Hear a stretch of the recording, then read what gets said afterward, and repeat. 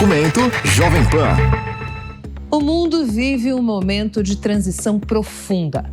Conflitos regionais, disputas entre grandes potências e o enfraquecimento das regras globais indicam que estamos entrando em uma nova era, mais instável, mais fragmentada e mais imprevisível. No Documento Jovem Pan de hoje, você vai entender como essa nova ordem está sendo construída, quem são os principais atores deste cenário e quais os impactos diretos para o Brasil e para a América Latina.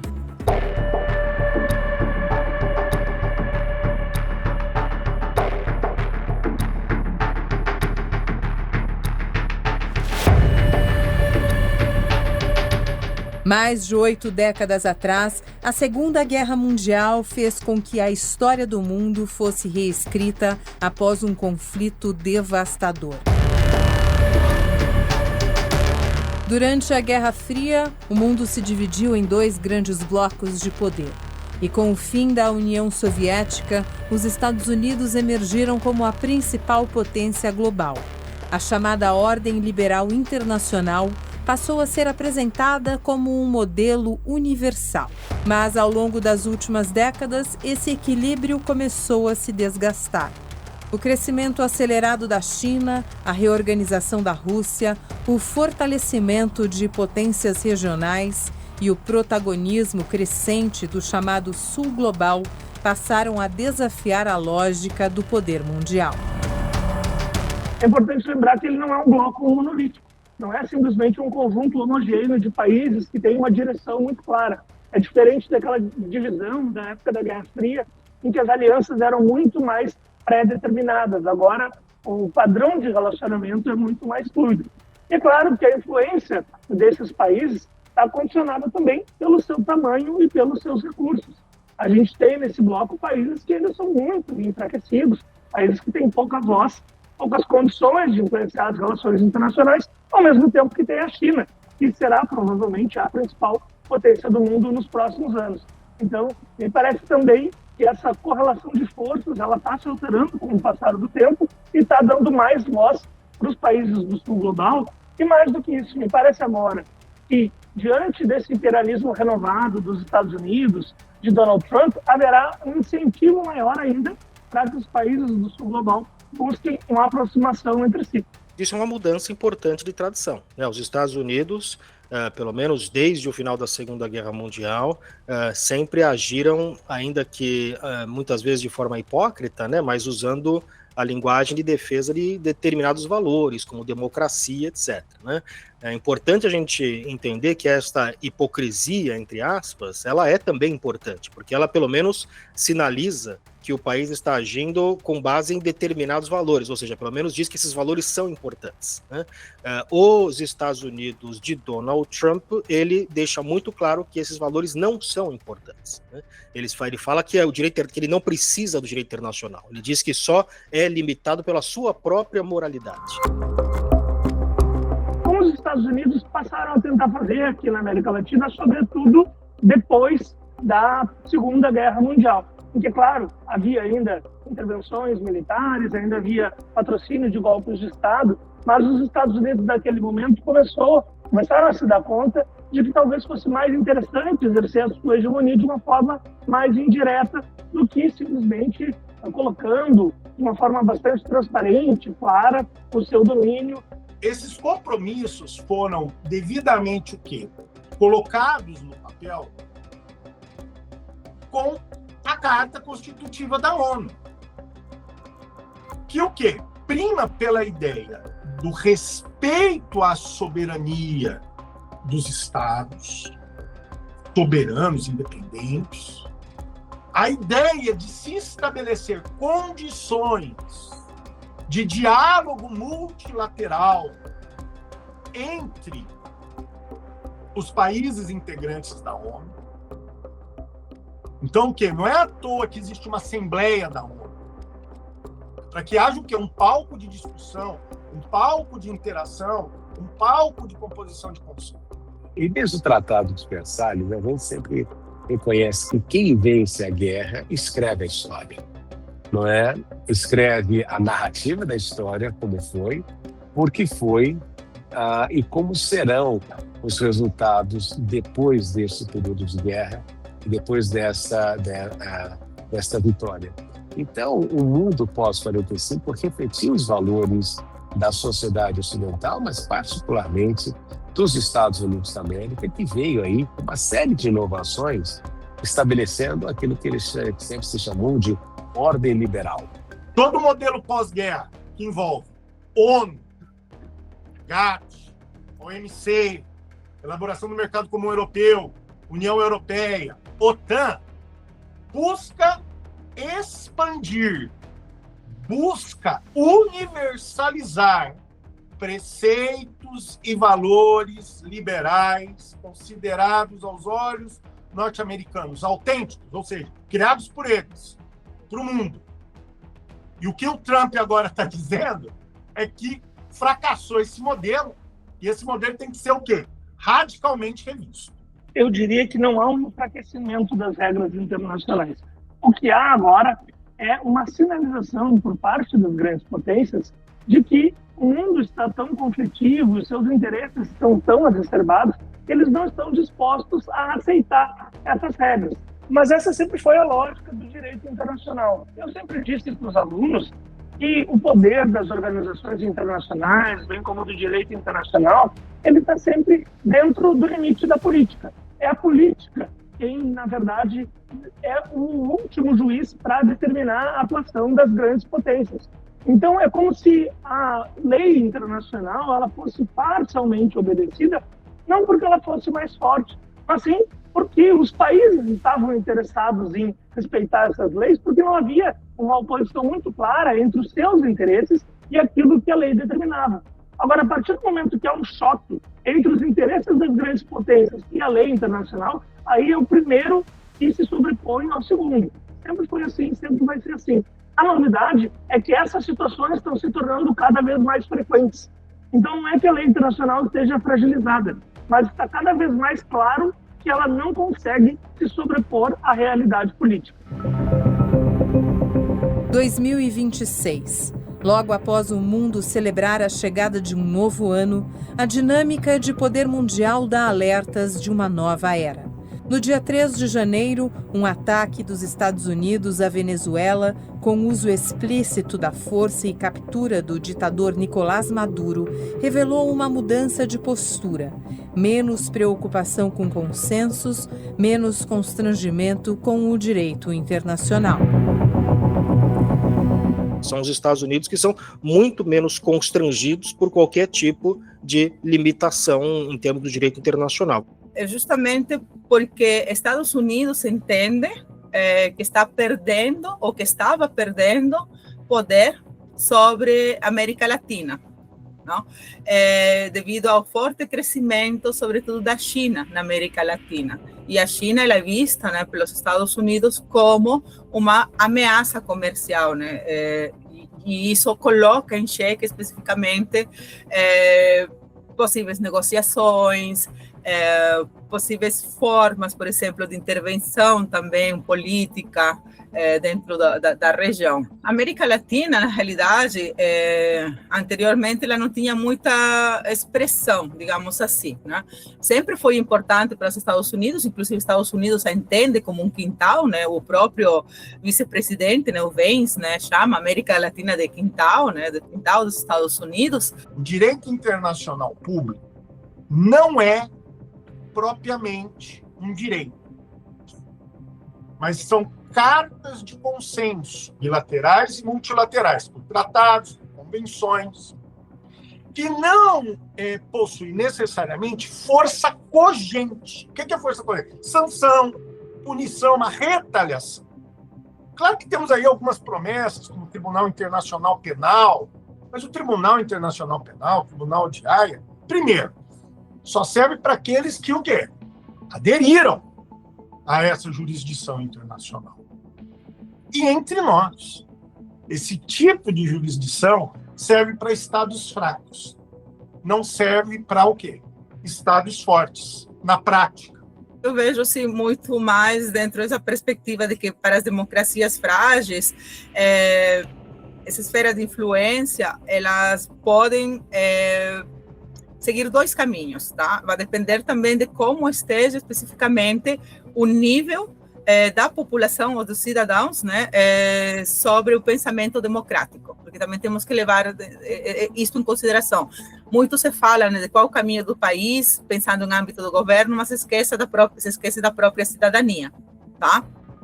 Então, assim, o que eu entendo é que pode seguir dois caminhos, mas para a democratização, o fortalecimento da democratização, ou dois, para o fortalecimento do autoritarismo nesses países. Se tu me perguntas qual o caminho que eu vejo para a Venezuela, eu vejo o pior dos cenários. É hora de se sentar na mesa, num Conselho de Segurança da ONU ou num contexto qualquer, e ter uma séria discussão, de novo, não sobre o passado. O passado já foi, não adianta voltar para trás, mas de olhar para frente. Agora, um outro contexto é o seguinte: se a intervenção na Venezuela foi feita, que seja feita agora de forma completa. Porque não basta tirar o Maduro, deixa lá uma presidente interina de mãos atadas, obedecendo a uma intervenção americana que não diz ainda o que será do futuro do país. Daí não sai nada. A recuperação econômica e social da Venezuela não vem. A Venezuela passa a representar um laboratório de uma nova lógica do poder mundial, ou seria antiga. Formulada no século XIX, a doutrina Monroe surgiu com o princípio da América para os americanos. Na prática, a ideia serviu para justificar a projeção de poder dos Estados Unidos sobre o continente e estabelecer a América Latina como uma área estratégica de influência exclusiva. Mais de 200 anos depois, a intervenção estadunidense na Venezuela representou uma inversão na qual soberania, multilateralismo e regras globais cedem espaço à noção de áreas de influência e à disputa direta por recursos, poder e alinhamentos estratégicos. O que os Estados Unidos nos estão mostrando mais ou menos é isso, né? Que eles não vão deixar de forma fácil com que esses quintais se emancipem, né? Tenham autonomia, né? Tanto que Estados Unidos está mostrando, dentro de uma perspectiva também de estratégia geopolítica, quais seriam os outros países que seriam a ser intervindos, né, como o México, como a Colômbia, justamente pela questão das riquezas naturais que eles têm. Uma coisa que a gente tem que entender especificamente é que, enquanto existe esse interesse de um país dominar o outro para poder controlar os recursos que esse outro país tem, vai ser muito difícil com que se lhe permita autonomia. E essas interferências, então, que vamos ver nesse dito quintal dos Estados Unidos, né, vai ser dado em nome da própria democracia, que isso também é um perigo. E para que eu me mantenha potência mundial, eu tenho que garantir no mínimo o quê? O meu predomínio regional. Se eu não tenho predomínio regional, como que eu vou ser potência mundial? E aí ele restaura, pela doutrina Trump, a doutrina Monroe, América para os americanos. Isso é muito importante, porque nós temos que entender que a intervenção da Venezuela, só para deixar isso muito claro, faz parte de uma tradição política norte-americana chamada tradição jacksoniana, que prima pela ideia da segurança estratégica. Potência mundial tem que ter o quê? Pleno controle de reservas energéticas ou reservas estratégicas econômicas, porque ele não permite competição. E essa, eu chamaria de desmoralização das regras internacionais de comércio, começou a criar umas posições ou umas ações unilaterais de países, criando obstáculos, cotas, tarifas, ou fazendo, vamos dizer, um protecionismo escancarado. A virada para o século XXI fez com que o mundo mudasse. Não só o mundo, como os conflitos por sua dominação. Tarifas comerciais, controle de cadeias produtivas, disputas tecnológicas, influência diplomática e presença estratégica em regiões-chave tornaram-se os melhores instrumentos de ataque e defesa. No governo Trump agora, o que nós temos que perceber é o seguinte. Primeiro, a política de autoafirmação da hegemonia americana no continente americano vai continuar e se intensificar. Seja pelo quê? Por um big stick, como nós vimos, que eu não esperava isso, mas aconteceu. O uso da força. Ou do quê? De relações de soft power. Então, estou falando aqui de uso de guerra de informação, de fake news. Vamos ter eleições daqui a pouco, aqui no continente sul-americano.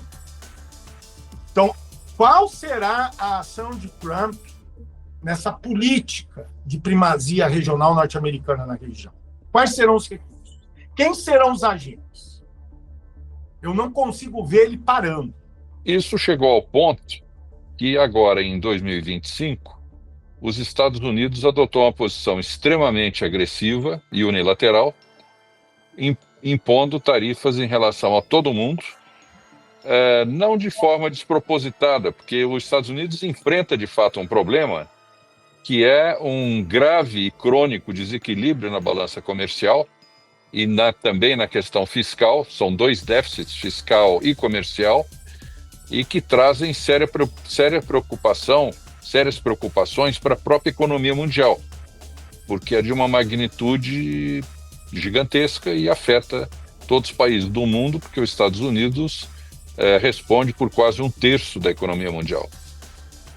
E essas tarifas impostas pelos Estados Unidos abrem, portanto, de forma explícita, um novo ciclo, talvez, do comércio mundial, que eu acredito tenha começado, onde as negociações bilaterais passarão a ser a regra do jogo.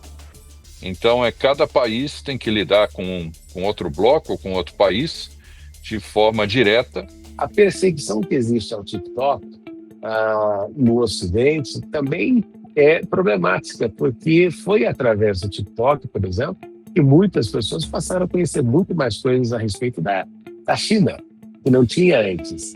E até havia uma novela, alguns anos atrás, que apresentou para o Brasil, por exemplo, o conhecimento sobre a Índia, coisa que culturalmente era muito distante de nós. Então, essa aproximação é importante, até para que tenhamos mais comércio e evitemos os equívocos. Porque o problema todo, em toda a história, é que quanto mais nós nos distanciamos, maior a probabilidade de nós nos envolvermos em guerra, justamente pelo fato de desconhecermos um ao outro. Além disso, também tem esse temor da concorrência chinesa. A China, nos últimos 25 anos, ganhou um espaço inacreditável no comércio mundial e na manufatura mundial. Desestabilizou indústrias ao redor de todo o mundo. E tanto que a gente até agora está pagando a conta. Então, esses quintais, na realidade, não vão ter essa autonomia, e o caminho, a ideia do governo Trump é justamente essa: manter a todo custo esse quintal, não dar autonomia a esse quintal, porque precisa desses recursos para poder enriquecer, para poder manter também excelência militar, para poder também manter uma pressão sobre seus inimigos. Então, eu vejo difícil, né, essa autonomia total desse quintal dos Estados Unidos, e ainda mais porque a gente também tem uma deficiência de articulação dentro da própria ONU, né, para poder fazer frente especificamente a essas investidas dos Estados Unidos em esse grande quintal que é a América Latina, nesse grande e poderoso quintal que é a América Latina. Certo e errado, direita e esquerda, Oriente e Ocidente. A divisão entre dois opostos sempre deu o tom da dinâmica de poder na história do mundo, e o cenário não é diferente no século XXI. Estados Unidos e China travam uma competição direta pelo protagonismo que vai muito além da economia e envolve tecnologia, influência política, segurança e narrativa. De um lado, a maior potência militar e financeira do planeta, que busca preservar sua liderança e suas áreas de influência. Do outro, um país que em poucas décadas se tornou um ator central do sistema internacional. O resultado? Um cenário de tensão permanente, no qual alianças são redefinidas, instituições são pressionadas e países de médio e pequeno porte são levados a escolher seus lados. A China anunciou que vai restringir as importações de carne bovina de alguns países fornecedores. A medida será aplicada por meio de um sistema de cotas. Existe até muita gente que fala de um temor amarelo, né? Um temor aos asiáticos por causa de desconhecido, né? Afinal, vamos pensar o seguinte, a humanidade, o Ocidente e o Oriente viveram durante muito tempo isolados um do outro. Vasco da Gama foi extremamente importante porque ele produziu ali a união do Ocidente com o Oriente. E isso foi relevante, só que nós ainda temos algumas barreiras culturais, intelectuais, históricas que nos impedem de conhecer aquilo que aconteceu no mundo. É só você olhar para a história, né, para os livros de história, e ver quantos capítulos são dedicados à Ásia e àquilo que aconteceu na Ásia. Então, nós temos um muro, não é, de desconhecimento. E o desconhecimento é que gera perspectivas equivocadas. É o desconhecimento que leva aí a ações equivocadas, justamente por nós não conhecermos a outra parte. Então, o que se espera nesses próximos anos é que talvez a internet, talvez as mídias sociais sirvam para integrar e dar a conhecer o mundo, a um lado do mundo ao outro. A China é um fator de continuidade da política americana, um dos poucos fatores que a gente vê nesse século XXI que perpassa mesmo a administração Trump, né? Um dos poucos setores em que há algum consenso nos Estados Unidos é a ideia de que a China, de alguma forma, deve ser contida ou deve ser lidada como um adversário, um competidor dos Estados Unidos. Então, quanto a isso, é uma questão que está muito presente na política externa norte-americana hoje. O que é diferente é a forma de lidar com a China, né? Como conter a China. Você tem diversas ferramentas para isso, né? Então, por exemplo, a administração Obama e a administração Biden viam que uma forma de conter a China era os Estados Unidos fortalecendo as suas alianças, os Estados Unidos criando instituições internacionais. Então, Barack Obama, por exemplo, tentou e negociou por muitos anos um grande acordo comercial que envolvia uma série de países da Ásia e excluía a China. O Donald Trump, no seu primeiro dia de governo, no seu primeiro mandato, ele sai desse acordo. Obviamente, em competição com a China, a criação da Rota da Seda. A Rota da Seda norte-americano-ocidental. A importância da aproximação da Arábia Saudita com o quê? Com Israel e com o quê? Os países do Golfo. Em prol do quê? Do interesse americano em competição com a China. Diga-se México, diga-se Cuba. Então é uma situação muito perigosa. E abre precedente para o discurso de reanexação de Taiwan por parte da China. Então, estamos aí num ambiente de reformulação de uma ordem mundial que outrora estava vigente entre nós. Então ele tem uma visão muito de agir sozinho, sem auxílio ou sem a necessidade de aliados. Então, ainda que haja uma ideia de que a China é sim algo que determina muito hoje em dia da política externa norte-americana, afinal de contas, por muito tempo os Estados Unidos não tinham um país, né, que fosse um parceiro ou competidor ou que seja, que fosse dessas dimensões, que ameaçasse a hegemonia norte-americana. Então é claro que isso de alguma forma é um elemento importante da política externa, mas as formas de lidar com esta ameaça ou com esta presença desse país muito poderoso que está surgindo na Ásia são formas distintas. Em relação a essa disputa entre Estados Unidos e China, a gente vê que os Estados Unidos são uma potência hegemônica consolidada há muitas décadas. Os Estados Unidos, de fato, têm poder. Tem poder econômico, com a hegemonia do dólar, tem poder militar, com 800 bases espalhadas pelo mundo, tem poder diplomático, tem um poder político, por um predomínio nas instituições internacionais, e a China ainda é um país desafiante. A China é um país que está se destacando muito do ponto de vista econômico. A China hoje tem mais ou menos 30% da indústria global, ou seja, 30% das mercadorias industrializadas do mundo. Infelizmente, nós temos um problema de desconhecimento da história. Durante 18 séculos, a China foi a maior potência econômica do mundo. E a deterioração da economia chinesa começa a se dar a partir do ano 1820. E os Estados Unidos é um país que ascende economicamente depois da Segunda Guerra Mundial e é um país relativamente novo. São 250 anos, um pouco mais de 250 anos desde a declaração de independência.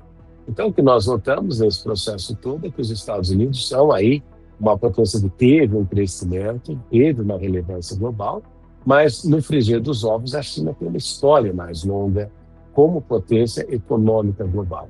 Uma característica que tem sido marcante, né, ao longo da história chinesa, que é o fato de não ser uma potência que busque aí pregar e apregoar os seus valores para o mundo, ou uma potência missionária como os Estados Unidos são, mas que tem um interesse em ter uma relação comercial com todo mundo de uma forma intensa, de maneira que possa vender os seus produtos, comprar aquilo que necessita e ser a grande fábrica global.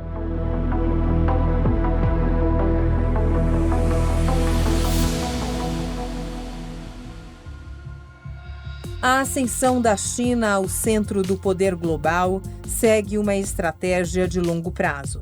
No coração dessa estratégia, uma busca quase silenciosa pela reunificação Taiwan, que torna o Mar do Sul da China o eixo central dessa expansão. Com a construção de ilhas artificiais e instalação de estruturas militares em áreas contestadas, o governo chinês assegura rotas estratégicas por onde circula uma parcela significativa do comércio mundial, além de proteger seus interesses energéticos e de segurança. Um avanço territorial e militar caminha lado a lado com a expansão econômica.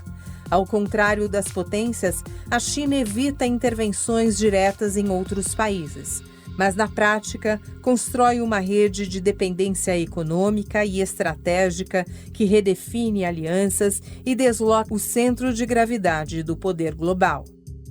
Embora a China, por exemplo, tenha várias disputas geopolíticas com os seus vizinhos, como o Vietnã, as Filipinas, isso sem falar no Japão, na Coreia do Sul, Taiwan, enfim, a China tem um padrão de atuação que é diferente do padrão dos Estados Unidos. A China busca algum tipo de rearranjo, algum tipo de acomodação com seus vizinhos de uma forma um tanto mais indireta.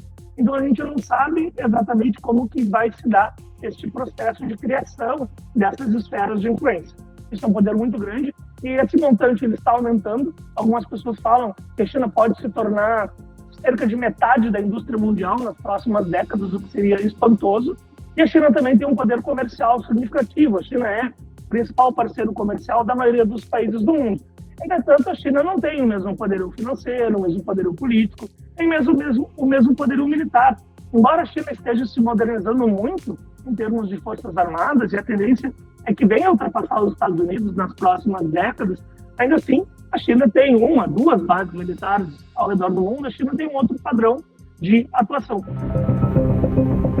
No leste europeu, uma guerra recolocou a Rússia no centro do tabuleiro geopolítico e expôs, ao mesmo tempo, a extensão e os limites do seu poder global. Ao invadir a Ucrânia, Moscou deixou claro que está disposto a usar a força militar para preservar sua área de influência e impedir o avanço de alianças consideradas hostis às suas fronteiras. Um conflito que pressionou alianças tradicionais, reacendeu a corrida armamentista, elevou os custos de energia e aprofundou a polarização entre blocos políticos e econômicos. A Rússia tem ali uma vastidão territorial, tem acesso a equipamentos nucleares, e tem ali uma presença importante na Eurásia, mas a Rússia não tem aí a mesma pujança econômica de Estados Unidos e China. Isso impede a Rússia que tenha um protagonismo que avance em outras áreas, daquilo que a gente chama de soft power, no sentido que deixe de ser somente a questão militar como a sua base. Então, o mundo vai nesse sentido. Hoje, a ordem mundial muda. Nós estamos vendo a ascensão inexorável da China enquanto potência econômica e potência militar. Ainda ela não é páreo para confrontar com o quê? Com os americanos, e é por isso da importância estratégica da Rússia nessa parceria, uma potência militar histórica, uma potência nuclear em paridade com os Estados Unidos, uma potência de segunda categoria na área econômica, principalmente industrial, e uma potência energética. Não há dúvida nenhuma que a OTAN e os aliados europeus estão passando por um período profundo de transformação, né? Eles estão sendo pressionados, por um lado, por uma potência agressiva, que é a Rússia, que está invadido a Ucrânia. Isso, portanto, é um problema não apenas ucraniano, mas um problema europeu, ou seja, primeira vez desde o fim da Segunda Guerra Mundial em que os europeus se veem diante de uma ameaça concreta, militar, de guerra na Europa. Então tem essa pressão por um lado, e por outro lado, neste momento delicado, eles têm do outro lado do Atlântico um parceiro que demonstra pouco apreço à aliança europeia, né? Pouco apreço à OTAN, e que inclusive tem ameaçado um país que é membro da OTAN, que é a Dinamarca, pela via da Groenlândia. A transformação da ordem internacional também se reflete na crise e na redefinição dos grandes blocos políticos e econômicos ao redor do mundo.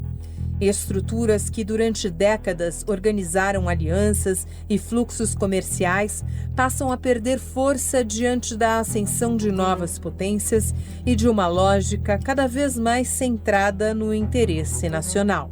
O BRICS, o Brexit, simbolizou essa ruptura na Europa. No sul global, o BRICS e a diversidade de interesses entre membros, as assimetrias internas e a ausência de uma agenda unificada dificultam sua consolidação como um polo coeso. O Mercosul enfrenta desafios semelhantes ao sofrer com divergências políticas e entraves comerciais. Em Assunção, no Paraguai, onde foi assinado o Acordo de Livre Comércio entre Mercosul e União Europeia, o Brasil foi representado pelo ministro Mauro Vieira, de Relações Exteriores. No discurso, o chanceler disse que o tratado tem enorme potencial econômico e profundo sentido geopolítico, que representa um alicerce no valor da democracia e da ordem multilateral diante de um mundo abatido pela imprevisibilidade, pelo protecionismo e pela coerção.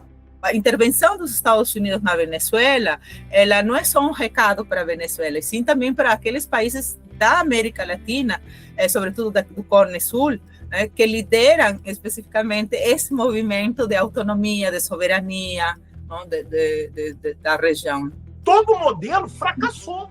Então a gente tem que o quê? Começar do zero. É por isso que você nota o quê? Ele se distanciando da ONU, ele deixando o quê? A União Europeia o seu destino. Temos que rever isso. E detalhe, olha o que os americanos falam. Nós somos o hemisfério ocidental. Nós somos os guardiões dos valores ocidentais. A Europa está o quê? Por meio da sua política migratória, se tornando menos ocidental a cada dia. Olha só, então a lógica da universalização é substituída pela lógica defensiva da guarda de valores. Um dos principais epicentros das disputas geopolíticas globais, sob comando de Donald Trump, o fortalecimento da aliança com Israel, o enfraquecimento de grupos insurgentes como o Hamas e o Hezbollah e a pressão direta sobre o Irã alteraram a correlação de forças no Oriente Médio, que, além de um palco de guerras, se torna peça central na disputa por influência, energia e protagonismo na nova ordem internacional. No Oriente Médio, veremos a presença de Trump, talvez é um dos pontos que ele foi mais bem sucedido. Reafirmou a autoridade de Israel na região, fragmentou movimentos de insurgência do Hamas, como o Hamas e o Hezbollah, e agora nós estamos vendo o quê? O colapso do Irã. O Irã, que tinha uma grande influência no arco xiita, com o desastre da ação proxy contra Israel em 23, em outubro de 23, viu que toda a sua condição de potência regional sendo destruída, tendo um presidente morto, um estranho acidente, e agora o regime está sob contestação da sua própria população. Bipolar, tripolar ou fragmentada. A nova ordem de poder mundial não pode ser comparada a nenhum outro cenário já vivido na história, mas a um novo e complexo sistema, menos organizado e mais imprevisível. No mundo atual, o poder se distribui de forma desigual, as regras são constantemente testadas e os conflitos deixam de ser exceção para se tornar parte do funcionamento normal da ordem internacional. De fato, o mundo está passando por um período de transformação, eu diria, inclusive, num período de transição hegemônica. Uma vez que, depois do final da Guerra Fria, o mundo deixou de ser bipolar, com dois polos de poder, que eram os Estados Unidos e a União Soviética, e passou a ser um mundo unipolar, com apenas um polo de poder. O problema, ou a mudança, é que nos últimos anos a gente está vendo uma transformação, uma ascensão da China, que tudo indica vai se tornar a grande potência das relações internacionais nas próximas décadas, talvez em especial na segunda metade do século XXI, e, é claro, também um certo ressurgimento da Rússia. Ao mesmo tempo em que outros países também têm buscado o seu lugar ao sol, como a Turquia, a Índia, em menor medida também o Brasil. As organizações multilaterais que foram criadas depois da guerra, até por influência norte-americana, né? O Banco Mundial, o Fundo Monetário, a ONU, o GATT, depois substituído pela OMC, eles perderam a eficácia, né? Então, o multilateralismo, na minha visão, ele está muito afetado. Eu sei que o governo brasileiro defende muito a posição, né, do fortalecimento do multilateralismo, mas hoje está muito difícil. A OMC está absolutamente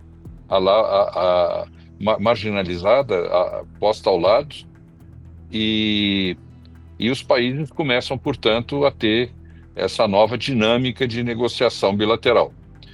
Isso exige uma mudança de paradigma, uma mudança da visão diplomática do mundo, passa a ter, portanto, importância cada país, cada região, dentro do contexto de uma negociação recíproca, ou seja, um toma lá, dá cá, e começa a ter, então, portanto, essa nova situação que define um jogo geopolítico no mundo, onde as principais potências econômicas, notadamente China e Estados Unidos, de alguma forma ditam a regra do jogo. Eu acredito que nós sim podemos identificar uma mudança na ordem global, com a ascensão e assentamento significativo da China como potência global. Isso não há dúvida. O mundo hoje em dia é bipolar. Com certeza, à medida que outros países forem se fortalecendo politicamente, vai ter aí uma multipolaridade bem diferente daquele cenário que nós tínhamos no passado. Então, isto é muito peculiar e muito diferente, por exemplo, daquilo que nós observamos na Segunda Guerra Mundial, em que você teve ali a ascensão de um regime político e um regime ideológico diferente. E a Segunda Guerra Mundial era a tentativa de contraste entre dois sistemas políticos totalmente diferentes, em que um tentava estabelecer-se como sendo o melhor em relação ao outro. Não é o caso da China. Então, é difícil nós compararmos. Eu sei que muitas vezes a gente fala de uma guerra fria 2.0, mas as características da China neste momento são bem diferentes daqueles da União Soviética, e mesmo os Estados Unidos nesse processo todo, hoje em dia tem uma relevância menor do que tinha, por exemplo, na década de 50, quando era a única potência que tinha a capacidade econômica e de fabricação global. Então, é difícil estabelecer um paralelo, e quem estabelece esse paralelo esquece, ignora e, às vezes, só olha para a história do Ocidente, não levando em consideração que o Oriente sempre se comportou, em muitos aspectos, de maneiras diferentes. As transformações da ordem internacional atingem diretamente regiões que historicamente ocuparam posições periféricas no sistema global. A América Latina é uma delas. A região deixa de ser apenas área de influência para voltar ao centro das disputas estratégicas. Para o Brasil, o desafio é claro. O país precisa definir com clareza seus interesses estratégicos, fortalecer suas instituições e ocupar espaços antes que outros o façam. A nova ordem global não oferece garantias. Isso se vê já dentro como uma estratégia, então, de contenção a nível regional, de mostrar especificamente, né, de que Estados Unidos ainda está presente na América Latina e ainda tem poder sobre a América Latina, mas também está deixando claro a nível internacional de que Estados Unidos, então, não vai permitir com que outro grupo, com que outra nação se apodere, então, do que ele chama seu quintal. Então, é muito interessante isso. Essas transformações que estão ocorrendo desde a posse do presidente Trump lá nos Estados Unidos estão colocando grandes desafios para o Brasil.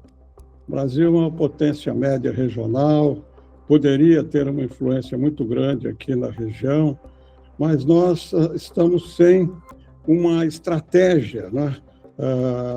Nenhum dos últimos governos se preocuparam em desenhar uma estratégia de médio e longo prazo para definir o lugar do Brasil no mundo.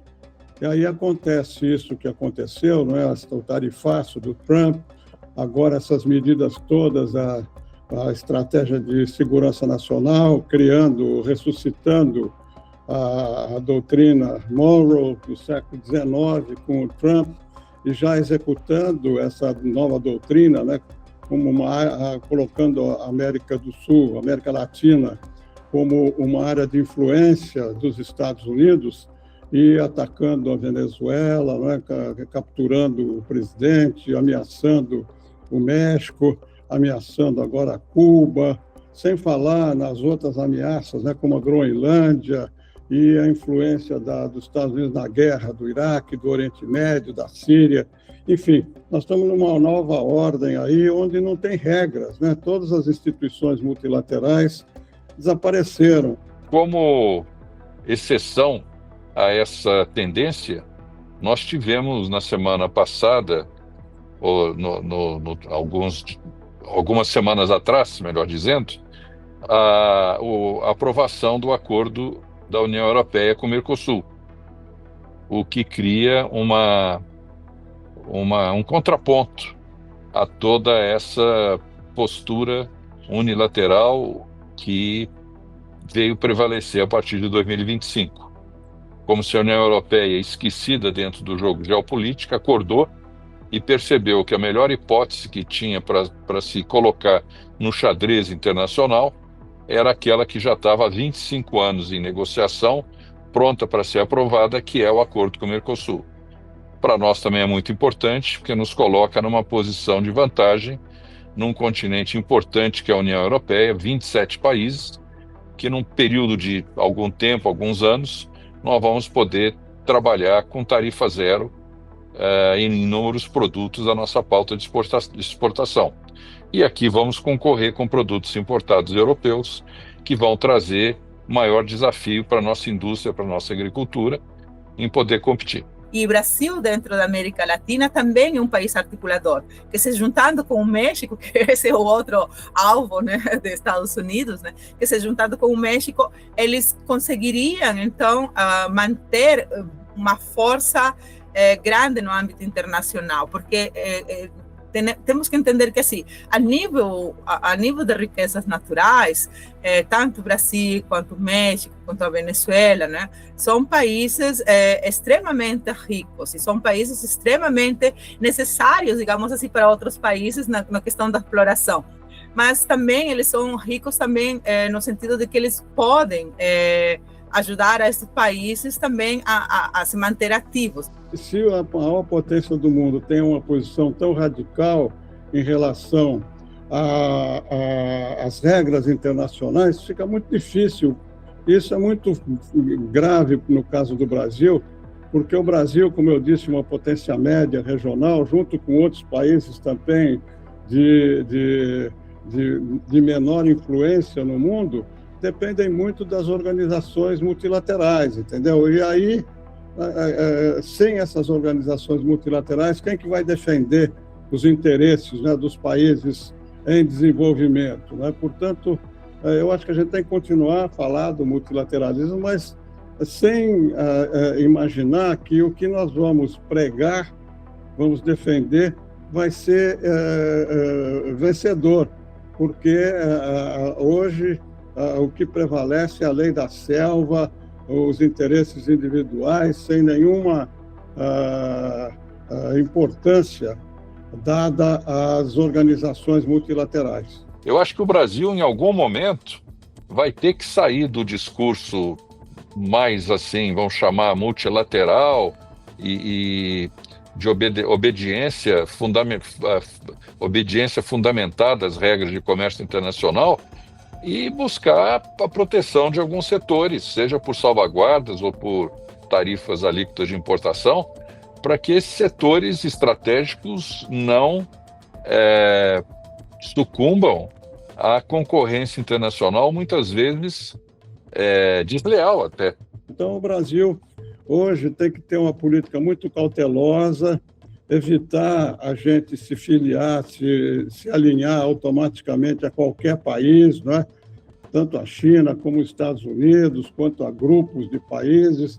Enfim, nós temos que ter uma política cautelosa, cuidadosa, enquanto a gente não consegue recuperar essas vulnerabilidades todas que nós temos e que apareceram ao longo desses últimos anos, né, dezenas de anos, né, várias décadas.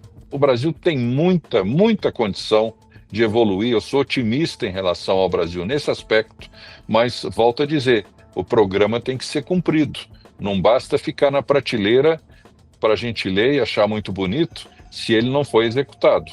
Então agora cabe a execução desse programa, que é um programa plurianual, não é um programa que começa e termina em meses, é um programa de médio e longo prazo, mas que começou muito bem. Pensando como brasileiro, via de regra, um período de transição hegemônica para nós costuma ser melhor. O Brasil tende a se aproveitar dessas situações justamente para se aproveitar das potências de disputa para ver quem que obtém uma vantagem maior. Entretanto, como agora a gente está vendo as ações imperialistas do Donald Trump cada vez mais acentuadas, é improvável que os Estados Unidos estejam confortáveis com uma presença chinesa significativa no nosso país. Então, mesmo para nós, ainda é difícil saber exatamente quem se beneficiaria. Se nós não desenharmos uma estratégia de médio e longo prazo na defesa do interesse brasileiro, se nós não tivermos uma nova concepção do Estado em que a gente defenda aquilo que nós temos como um bem positivo, né? O Brasil tem uma série de vantagens sobre outros países, né? Na questão da mineral, na questão do volume de água, da biodiversidade, e isso tudo nós temos que ter uma política que faça com que isso seja um instrumento para a defesa dos interesses brasileiros. O mundo atravessa uma transição profunda e o futuro não será definido por um único vencedor, mas pela habilidade dos atores globais de navegar em um mundo menos organizado, mais disputado e permanentemente instável. Existe uma tensão geopolítica entre três países, né? desde a invasão da Ucrânia pela Rússia,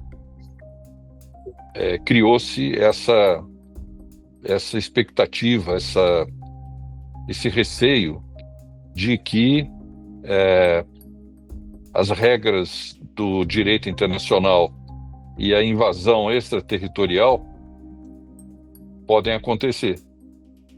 E o expansionismo da Rússia, da China e dos Estados Unidos passou a ser, hoje em dia, uma regra.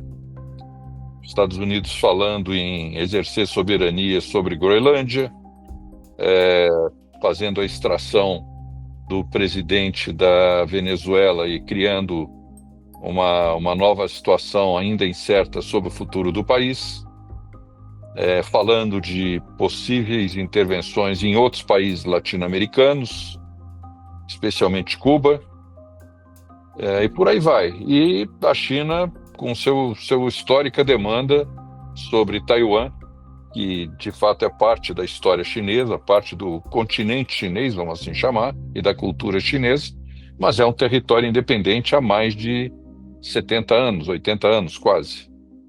Então, tudo isso gera muita tensão.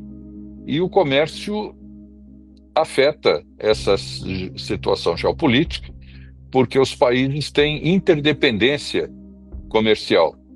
E aí começam as ameaças. Então, a China ameaça não fornecer os metais críticos para os Estados Unidos. Os Estados Unidos coloca retaliações em relação à China, especialmente na área de semicondutores, do chips, que a China também precisa para desenvolver a inteligência artificial. A Rússia, com sanções econômicas, enfrenta uma situação instável na sua economia, na produção de petróleo, metais e fertilizantes e outros produtos que estão limitados no comércio internacional. Os ativos internacionais da Rússia bloqueados. Veja quanta coisa, portanto, que tem no ar e que gera tensão. Cada uma dessas ameaças, evidentemente, está lá na linha de prioridade do outro que se sente ameaçado. Então, essas negociações, elas estão aí suspensas no ar e cada qual vai fazendo o seu jogo de cena no xadrez, colocando suas peças em posição de ataque, de defesa, mas nós não sabemos qual vai ser o final desse jogo. Tudo depende do futuro dos Estados Unidos. Será que Trump manterá o seu legado? Porque ele não poderá se reeleger.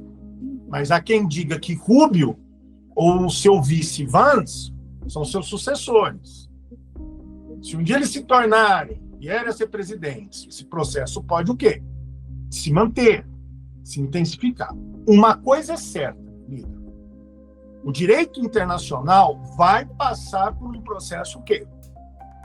De reformulações. Parece, infelizmente, que nós nos esquecemos que diplomacia não é conversar com seus amigos. Diplomacia é conversar com aqueles que lhe opõem, com aqueles que lhe são contrários, e por essa razão, você ter um fórum como as Nações Unidas é importante. Agora, os países usam isso conforme aos seus desejos, os seus objetivos, e, obviamente, reduzem a importância da organização. Mas eu espero e acredito que, passado este momento de turbulência, se entenda que é melhor nós termos os fóruns de diálogo do que não termos nada. Então, existe uma questão de codependência, vamos chamar assim. Essa ideia de que não existe codependência é uma falácia. Todo país que tem poder com outro país que diz ou que se imagina que não tem poder, existe uma codependência. Um precisa do outro para poder se manter. Né? Nas relações políticas é sempre assim. E esse espaço surge, só que esse espaço se vai dar graças aos interesses, aos diálogos, aos debates que estejam sendo formulados. Né? Nós temos que, daqui para frente, olhar o interesse brasileiro em primeiro lugar, entendeu? Sem, como eu disse, sem partidarização e sem ideologização, porque isso leva imediatamente a você se filiar a um dos polos de poder, né? Ou chinês ou americano. E isso, na minha visão, é muito negativo. Eu sei que é difícil, mas nós temos que enfrentar e a diplomacia brasileira é qualificada para fazer isso, entendeu? Então, tem que voltar às origens, né, da diplomacia com o Rio Branco, em 1903, quando ele tomou posse como ministro do exterior. Ele, no discurso de posse, foi muito claro. Ele era monarquista, ele era filiado a um partido conservador, e ele assumia a pasta, né, convidado pelo Prudente de Moraes, da pasta do exterior, do Ministério do Exterior. E ele disse no discurso de posse que, enquanto ele fosse ministro, os partidos políticos não teriam ingerência na política externa, que a política externa seria acima dos partidos políticos, dos interesses políticos. E é isso que nós temos que reeditar agora, nesse mundo em transformação e com grandes desafios para o Brasil.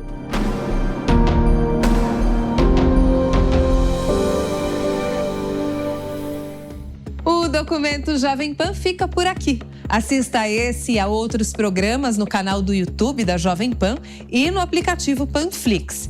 E se você estiver nos assistindo pelo YouTube, não esqueça de deixar seu like. Uma ótima noite para você e até mais.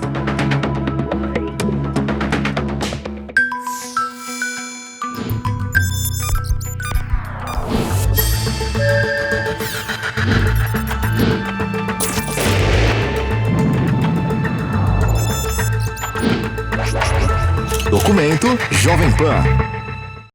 A opinião dos nossos comentaristas não reflete necessariamente a opinião do Grupo Jovem Pan de Comunicação. Realização Jovem Pan.